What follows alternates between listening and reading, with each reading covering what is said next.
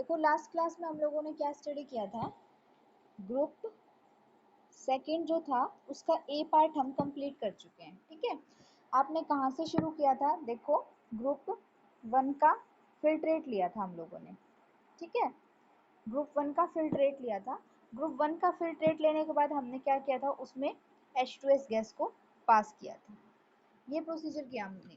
ठीक है, group one का फिल्ट्रेट लिया था, उसमें हमने क्या की थी, H2S गैस को पास किया था। जैसे ही हमने उसमें H2S गैस को पास किया था तो आपके पास क्या हो गई थी, फॉर्मेशन ऑफ पीपीटी। यहाँ पे आपके पास क्या आ गए थे, पीपीटी की फॉर्मेशन हो गई थी। अब आपने क्या किया था, ये पीपीटी है प्लस में इसके साथ कुछ ना कुछ लिक्विड कंटेंट भी हो गया, तो ये मिक्सचर जो था आपका, आपने इसको किया था सेंट्रीफ्यूगेट। जब आपने इसको सेंट्रीफ्यूगेट किया तो इसके दो पार्ट बने थे यहाँ पे, एक पार्ट में पीपीटी था आपके पास और दूसरे पार्ट में था आपके पास फिल्ट्रेट। अब जो ये फिल्ट्रेट बचा था इसको आपने रख दिया था ग्रुप 3 के लिए। ठीक है, ये रख दिया था आपने ग्रुप 3 के लिए। हमने डील करना शुरू किया था इस प्रेसिपिटेट के साथ।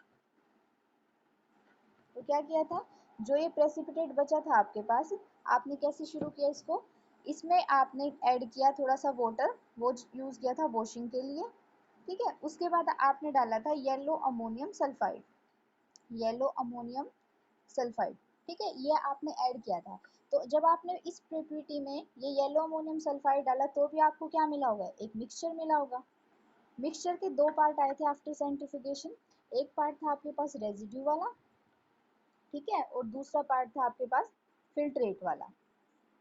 तो ये जो फिल्ट्रेट वाला था और ये रेजिड्यू था, अब जो रेजिड्यू वाला पार्ट है हमारे पास, उसके लिए हमने ग्रुप 2A के लिए एनालिसिस शुरू कर दी थी। ठीक है, ग्रुप 2A के लिए, और जो फिल्ट्रेट बच गया था आपके पास उसको हमने डील करना था ग्रुप 2B के लिए। तो अब ये रेजिड्यू में जितने भी थे ग्रुप 2A के प्रेसिपिटेट, वो हम सारे डिस्कस कर चुके हैं। आज हमें किसके साथ डील करना है, जो फिल्ट्रेट वाला पार्ट रह गया था आपके पास, इसको यूज करना है ग्रुप 2B के कैटायन को फाइंड आउट करने के लिए। यानी कि अब ये जो फिल्ट्रेट बच गया आप लोगों के पास, ठीक है, ये किसके लिए यूज करोगे आप, ग्रुप सेकंड बी के बेसिक रेडिकल को फाइंड आउट करने के लिए। बताओ, इतनी बात समझ पा रहे हो आप लोग, कंटिन्यूएशन में पता चल रहा है आपको, क्लियर है ना ये जो अभी बताया है। ठीक है, तो अब हमने क्या करना है, ग्रुप 2B के बेसिक रेडिकल को फाइंड आउट करना है। तो अब ग्रुप 2B में कौन कौन से बेसिक रेडिकल होते हैं, ये होता है आपके पास आर्सेनिक +3 की फॉर्म में, सेकंड होता है आपके पास एंटीमनी +3 की फॉर्म में, एंड थर्ड होता है आपके पास Sn+2 की फॉर्म में। तो आज हमें ये तीनों ही डिस्कस करने हैं। ठीक है, तो अब हम डील करेंगे अपने ग्रुप 2B के बेसिक रेडिकल के लिए इस फिल्ट्रेट के साथ। बताओ, इतनी बात समझ में आ रही है आप लोगों को। ठीक है, तो अब शुरू करते हैं। तो हाँ जी, जल्दी से ऐड हो जाओ, अभी ऐड ही नहीं हो आप लोग।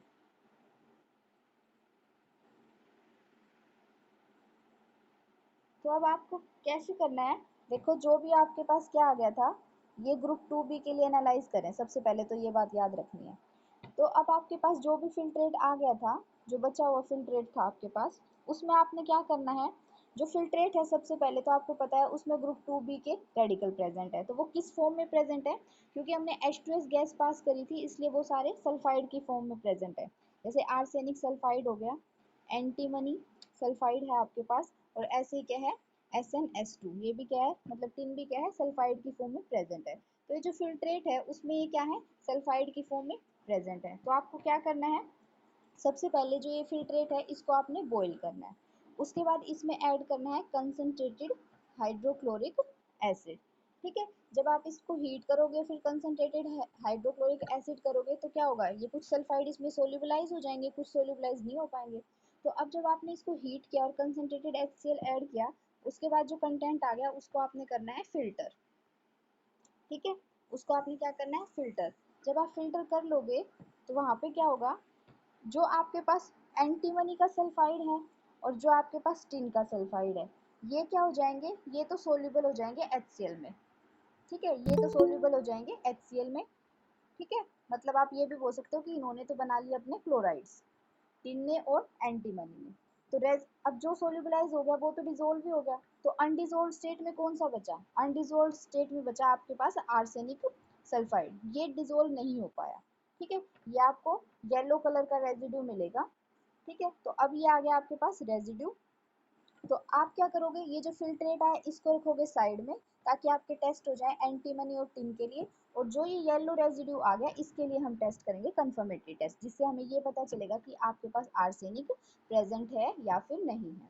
बताओ, ये वाली बात समझ में आ रही है आप लोगों को? ओके, अब हमें क्या करना है, अब हम टेस्ट करेंगे अपने आर्सेनिक सल्फाइड के लिए।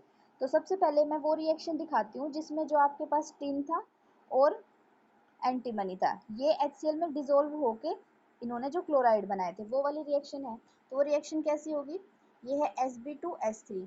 ठीक है, एंटीमनी सल्फाइड है, जब इसने HCl के साथ रिएक्ट किया तो आपके पास फॉर्मेशन होगी एंटीमनी क्लोराइड की। ठीक है, और H2S गैस इवोल्व होगी, ये एक रिएक्शन है। टिन जब HCl में डिजोल्व हुआ था तो उसने भी क्लोराइड की फॉर्मेशन करी थी, तो वो कौन सी रिएक्शन है आपके पास, टिन ने रिएक्ट किया HCl के साथ। ठीक है, और यहाँ पे फॉर्मेशन होगी, ये 4 मॉलिक्यूल होते हैं HCl के, तो ये आपके पास हो गए SnCl4। ठीक है, तो ये एक आपके पास फॉर्मेशन हो गई, प्लस में इसमें भी H2S गैस को इवोल्व करा देंगे। तो ये दो रिएक्शन थी जब आपके पास टिन था और एंटीमनी था, जो क्या हो गया, सोल्यूबलाइज वाली फॉर्म में चला गया था। तो अब हमें क्या करना है, रेजिड्यू के साथ डील करना है। ठीक है, तो अब है रेजिड्यू हमारा था AS2S3, यानी कि अब जो हमें कंफर्मेटरी टेस्ट करने हैं वो कौन सा बेसिक रेडिकल निकालने के लिए करने हैं, आर्सेनिक +3 वाली फॉर्म में। बताओ, इतना क्लियर है आप लोगों को? हाँ जी, क्लियर है क्या? इतना समझ में आ रहा है क्या कुछ? देखो, सुबह जल्दी उठ के क्लास लेते हो तो पहले वाला थोड़ा सा पढ़ लिया करो, ताकि आगे वाला कंटेंट भी समझ में आ जाए। वैसे तो मैं हर क्लास का पीछे से रिवाइज करके ही चलते हैं आगे। तो अब क्या करना है, हमें आर्सेनिक +3 के लिए टेस्ट परफॉर्म करने हैं। तो आपके पास क्या आया था, रेजिड्यू आया था। ठीक है, यही तो था जो HCl में क्या हुआ, डिजोल्व नहीं हो पाया, तो ये अपने प्रेसिपिटेट वाली फॉर्म में था। तो आपको क्या करना है, जो ये रेजिड्यू आया था इसको क्या करना है, इसमें ऐड करना है nitric acid, concentrated nitric acid, और उसके बाद इसको करना है हीट। तो जब आप इसमें क्या करोगे, कंसनट्रेटेड नाइट्रिक एसिड डालोगे और हीट डालोगे, तो ये क्या करेगा, रेजिड्यू जो है आपका वो नाइट्रिक एसिड में डिजोल्व हो जाएगा। ठीक है, और सोल्यूबलाइज वाला ये कंटेंट बना देगा H3AsO4। ठीक है, ये बना देगा, ये सोल्यूबल पार्ट है ये। ठीक है, यानी कि ये आपको लिक्विड वाली फॉर्म में मिलेगा। क्या किया आपने, रेजिड्यू में नाइट्रिक एसिड को ऐड कर दिया और हीट कर दिया, तो आपको ये वाला कंटेंट मिला, ये सोल्यूबल फॉर्म में है। अब क्या करना है, ये जो लिक्विड मिला है आपको, इसने इसको दो पार्ट में डिवाइड कर लो। ठीक है, दोनों पार्ट के साथ अलग अलग टेस्ट परफॉर्म करेंगे। वो क्या है, वो कंफर्मेटरी टेस्ट है आर्सेनिक +3 की फॉर्मेशन के लिए। ठीक है, तो अब ये जो सोल्यूबल कंटेंट मिला है इसकी एक पूरी रिएक्शन आपके पास, पहले मैं वो रिएक्शन शो करके दिखाऊंगी और उसके बाद क्या करेंगे, इस सोल्यूबल पार्ट के आगे टेस्ट करेंगे। तो अब देखो, ये जो रिएक्शन थी आपके पास क्या थी, ये आपके पास है प्रेसिपिटेट, जो आर्सेनिक का अनडिजोल्वेबल प्रेसिपिटेट था सल्फाइड वाली फॉर्म में। उसमें हमने क्या किया था, नाइट्रिक एसिड ऐड किया था, उसको हीट किया था। ठीक है, जब आपने हीट किया तो आपके पास क्या प्रोडक्ट मिला, H3AsO4, इसको बोलते हैं आर्सेनिक एसिड। आर्सेनिक एसिड आपको मिल गया था, आर्सेनिक एसिड। प्लस में जो रिमूव हो रहा है, NO2 गैस मिल रही है, सल्फर मिल रहा है, वाटर मिल रहा है। आवाज नहीं आ रही है मेरी? अब आ रही है? अच्छा, ठीक है, बता देना फिर बीच में ना। तो ये आपको समझ में आया है कि आपने आर्सेनिक सल्फाइड वाला जो प्रेसिपिटेट था उसके लिए अब आगे टेस्ट परफॉर्म करने हैं हमें। तो स्टार्टिंग में हमने उसमें नाइट्रिक एसिड डाला और उसको हीट करना शुरू कर दिया, तो आपके पास ये कंटेंट मिला है आर्सेनिक एसिड वाला, ये सोल्यूबल वाली फॉर्म में मिला है। अब इसके दो पार्ट बनाने हैं आपने आगे। ठीक है, और दोनों पार्ट का क्या करोगे, अलग अलग मिक्सचर, अलग अलग रिएजेंट ऐड करके देखोगे और आर्सेनिक के लिए कंफर्मेटरी टेस्ट परफॉर्म करोगे। बताओ, ये वाली बात आ रही है समझ में आप लोगों को? हाँ जी, आ रही है मेरी आवाज? ठीक है, ओके। तो अब इसके लिए हम टेस्ट करते हैं। तो सबसे जो पहला पार्ट लिया हमने, उसमें हमने क्या ऐड करना है, जो भी आपका सोल्यूशन है उसमें आपने ऐड करना है अमोनियम मोलिब्डेट। ठीक है, ये होता है आपके पास अमोनियम NH4 मोलिब्डेट। इसका फॉर्मूला भी याद कर लेना, और इसको लिखते कैसे हैं, अमोनियम मोलिब्डेट। सॉल्यूशन है, तो जो भी आपका पार्ट आया है, क्या पार्ट आया आपका, आर्सेनिक एसिड आया ना, H3AsO4। तो आर्सेनिक एसिड में क्या करना है आपने, अमोनियम मोलिब्डेट को ऐड करना है। ठीक है, तो उसके बाद क्या होगा, जब आप ये रिएक्शन कराओगे तो आपको मिलेंगे येलो पीपीटी। आपको मिलेंगे येलो पीपीटी, किसके मिलेंगे, वो मिलेंगे अमोनियम आर्सेनो मोलिब्डेट के। तो जो येलो पीपीटी फॉर्मेशन हो रहे हैं, ये क्या करेंगे, ये शो करेंगे कि वहाँ पे क्या है, आर्सेनिक जो है वो +3 की फॉर्म में प्रेजेंट है एज ए बेसिक रेडिकल। ठीक है, तो अब इसकी रिएक्शन देखो कंप्लीट। तो कंप्लीट रिएक्शन कैसे होगी, ये आपके पास आर्सेनिक है, आर्सेनिक एसिड है, इसमें आपने ऐड करना है अमोनियम मोलिब्डेट NH4 का ट्वाइस। ये जो आगे ये होती है ना आपके पास स्टोइचोमेट्री रेशियो जो होता है, इसको आप बाद में बैलेंस भी कर सकते हो। आप जब रिएक्शन याद करते हो, सिंपल जो आपके कंपाउंड होते हैं, रिएजेंट होते हैं, उनको याद किया करो, इनको बाद में बैलेंस कर लिया करो। प्लस में नाइट्रिक एसिड। ठीक है, तो आपके पास क्या फॉर्मेशन हो जाएगी, येलो कलर के पीपीटी फॉर्मेशन हो जाएंगे। इस तरीके के प्रोडक्ट बनेगा आपके पास MOO4, ये बन रहा है येलो कलर का पीपीटी। तो ये शो करता है आपके पास क्या है, वहाँ पे अमोनियम आर्सेनो मोलिब्डेट बोलते हैं इसको, ये येलो कलर का होता है। ये शो करता है कि वहाँ पे क्या है, आर्सेनिक +3 की फॉर्म में प्रेजेंट है। बताओ क्लियर है आपको इतनी बात।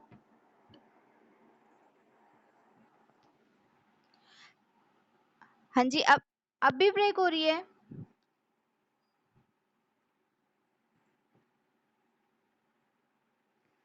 ये बताओ, ये समझ में आया आप लोगों को कि आर्सेनिक एसिड कैसे फॉर्म हुआ है, आर्सेनिक एसिड की रिएक्शंस ये समझ में आ गई। लास्ट में येलो कलर का जो पीपीटी बना है, देखो एक बार फिर से बता देती हूँ। ये जो एक पार्ट लिया था आपने, ये आर्सेनिक एसिड था, इसमें आपने ऐड करना है अमोनियम मोलिब्डेट। ठीक है, अमोनियम मोलिब्डेट ऐड करोगे तो आपको क्या मिलेगा, येलो कलर के पीपीटी मिलेंगे। जो येलो कलर के पीपीटी मिल रहे हैं वो किस प्रोडक्ट के मिल रहे हैं, एक उसका फॉर्मूला याद करना आपने, NH43AsO4 dot 12 molecule of MO, और ये है O3। तो इसकी वजह से आपको क्या मिल रहे हैं, येलो कलर के पीपीटी मिल रहे हैं। और जो येलो कलर के पीपीटी मिले हैं आपको, ये कंफर्म करते हैं कि वहां पे क्या है, आर्सेनिक +3 की फॉर्म में प्रेजेंट है। बताओ, ये वाली बात समझ में आई आप लोगों को। अब इसके लिए हम करते हैं दूसरा टेस्ट। ठीक है, अब जो सेकंड पार्ट बचा है, उसी फिल्ट्रेट का हमने एक और पार्ट ले लिया, उसमें हमने ऐड किया है मैग्नीशिया का मिक्सचर। ठीक है, मैग्नीशिया मिक्सचर बोलते हैं इसको। मैग्नीशिया मिक्सचर बेसिकली क्या होता है आपके पास, मैग्नीशियम सल्फेट प्लस में अमोनियम क्लोराइड, और प्लस में होता है अमोनियम हाइड्रोक्साइड, ये होता है आपके पास। ठीक है, मैग्नीशियम सल्फेट, अमोनियम क्लोराइड और अमोनियम हाइड्रोक्साइड, ये एक मिक्सचर होता है आपके पास, इसको बोलते हैं मैग्नीशिया का मिक्सचर। तो जो भी आपके पास फिल्ट्रेट वाला पार्ट था, ठीक है, उसमें आपने क्या करना है, ये वाला मिक्सचर ऐड कर देना है। ठीक है, तो यहाँ पे क्या होता है, जब आप फिल्ट्रेट वाले पार्ट में मैग्नीशिया का मिक्सचर ऐड करोगे, ये आपके पास था फिल्ट्रेट वाला पार्ट, आपने ऐड किया इसमें मैग्नीशिया का मिक्सचर। ठीक है, तो जब आप इसमें मैग्नीशिया का मिक्सचर ऐड करोगे तो आपको क्या मिलता है, व्हाइट कलर के पीपीटी मिलते हैं, व्हाइट क्रिस्टलाइन पीपीटी मिलते हैं। ठीक है, तो ये पीपीटी जो होते हैं, ये क्या शो करते हैं आपके पास कि वहाँ पे क्या है, जो आर्सेनिक है वो +3 वाली फॉर्म में प्रेजेंट है। तो अब आपको इसके रिगार्डिंग रिएक्शन देखनी है कि फिल्ट्रेट जो था, फिल्ट्रेट क्या था हमारा, आर्सेनिक एसिड था, और मैग्नीशिया क्या होता है हमारे पास, मैग्नीशियम सल्फेट और अमोनियम हाइड्रोक्साइड का मिक्सचर बन जाता है ये। तो इन दोनों की रिएक्शन करानी है, और ये व्हाइट क्रिस्टलाइन पीपीटी किसकी वजह से फॉर्म होता है, वो वाली रिएक्शन देखनी है। बताओ, इतना क्लियर है आप लोगों को। तो अब आपके पास क्या है, ये है आर्सेनिक एसिड, इसमें ऐड किया हमने मैग्नीशिया का कंटेंट MgSO4। देखो था हमारे पास क्या, MgSO4 प्लस में अमोनियम हाइड्रोक्साइड, सॉरी अमोनियम, हाँ अमोनियम हाइड्रोक्साइड और अमोनियम क्लोराइड, ये सब था हमारे पास। ठीक है, तो जब आप रिएक्शन कराओगे तो आपके पास क्या प्रोडक्ट बनेगा, Mg NH4, ये हो जाएगा ASO4, ठीक है। तो ये बनेगा आपके पास व्हाइट कलर का पीपीटी। तो व्हाइट कलर के पीपीटी की फॉर्मेशन क्या कंफर्म करती है कि आर्सेनिक जो है वो क्या है, +3 वाली फॉर्म में आपके पास प्रेजेंट है। बताओ ये वाली बात समझ में आई है सबको? तो ये आपने टेस्ट परफॉर्म कर दिया आर्सेनिक +3 वाला, ठीक है। तो अब जो नेक्स्ट है हमें वो करने हैं सेपरेशन ऑफ, जो आपके पास दो बच गए थे, फिल्ट्रेट जो बच गया था हमारे पास, ठीक है। फिल्ट्रेट में क्या है, अब हमारे पास जो फिल्ट्रेट बच गया था उसमें है एंटीमनी और टिन। अब जो नेक्स्ट टेस्ट करने हैं हमने किसके लिए करने हैं, एंटीमनी और टिन में। तो अब इस फिल्ट्रेट में कुछ ऐसा कंटेंट ऐड करेंगे जो क्या करेगा, एक को तो रेजिड्यू बना देगा, मतलब एक के पीपीटी बना देगा, और दूसरे को सॉल्यूशन में सोल्यूबलाइज छोड़ देगा। तो वो उस साइड में उसे रख देंगे उस फिल्ट्रेट को, उसके लिए आगे टेस्ट परफॉर्म करने शुरू करेंगे। और जो पीपीटी बच गया हमारे पास उसके लिए हम रेजिड्यू वाले कंफर्मेटरी टेस्ट परफॉर्म करेंगे, इन दोनों में से जो भी रेजिड्यू बनेगा। बताओ क्लियर है इतना कॉन्सेप्ट आप लोगों को? ठीक है।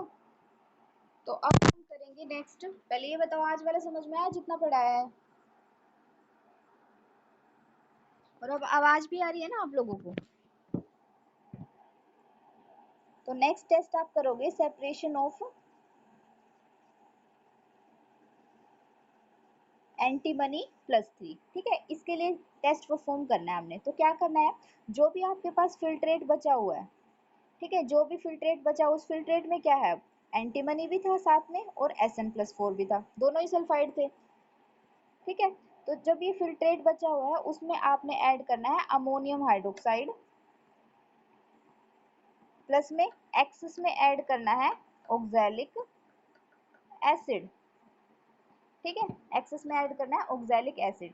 तो जब आप फिल्ट्रेट में अमोनियम हाइड्रोक्साइड और ऑक्सैलिक एसिड ऐड करोगे तो आपके पास क्या फॉर्मेशन हो जाएगी, ऑक्सैलेट की फॉर्मेशन हो जाएगी, ठीक है। आपके पास फॉर्मेशन हो जाएगी ऑक्सैलेट के कॉम्प्लेक्सेस की, ऑक्सैलेट के कॉम्प्लेक्सेस की। अब ये जो ऑक्सैलेट के कॉम्प्लेक्स बनते हैं आपके पास, ठीक है, उसमें क्या है, दोनों तरह के कॉम्प्लेक्स होंगे। जो आपके पास tin+4 है उसका भी कॉम्प्लेक्स बनेगा, और जो आपके पास एंटीमनी +3 है उसका भी कॉम्प्लेक्स बनेगा। लेकिन जो tin+4 वाला कॉम्प्लेक्स होता है वो होता है आपके पास स्टेबल, ठीक है। और एंटीमनी वाला क्या होता है, ये होता है आपके पास अनस्टेबल। तो अब अनस्टेबल है ये, तो इजीली क्या कर जाएगा, जैसे ही आप इसमें एस्ट्रेस गैस को पास करोगे तो ये हो जाएगा इजीली डिकम्पोज, ठीक है, ब्रेक हो जाएगा ये। अब अगर ये एस्ट्रेस गैस को पास करने में इजीली ब्रेक हो जाता है, ठीक है, तो यहाँ पे क्या हो जाता है, ये वाली चीज़ तो आपकी सॉल्यूशन वाली फॉर्म में फिल्ट्रेट वाले में चली जाती है, और ये वाली किस में आ जाती है, प्रेसिपिटेट वाली फॉर्म में आ जाती है। तो आपको क्या करना है, सिंपली सेंट्रीफ्यूगेशन के लिए छोड़ देना है। जो फिल्ट्रेट वाला पार्ट है उसमें आपका SN रह जाएगा, और जो रेजिड्यू वाला पार्ट है उसमें आपका एंटीमनी +3 रह जाएगा। दैट मीन्स कि अब जो हमें रेजिड्यू के साथ डील करना है उसमें हमारे पास ओनली SB+3 वाली फॉर्म प्रेजेंट है, यानी कि एंटीमनी प्रेजेंट है। तो अब जो रेजिड्यू बचा है आपके पास उसमें ओनली और ओनली क्या है, आपके पास एंटीमनी +3 प्रेजेंट है। इसके आगे हमें टेस्ट परफॉर्म करने हैं। बताओ इतनी बात समझ में आई आप लोगों को? ठीक है।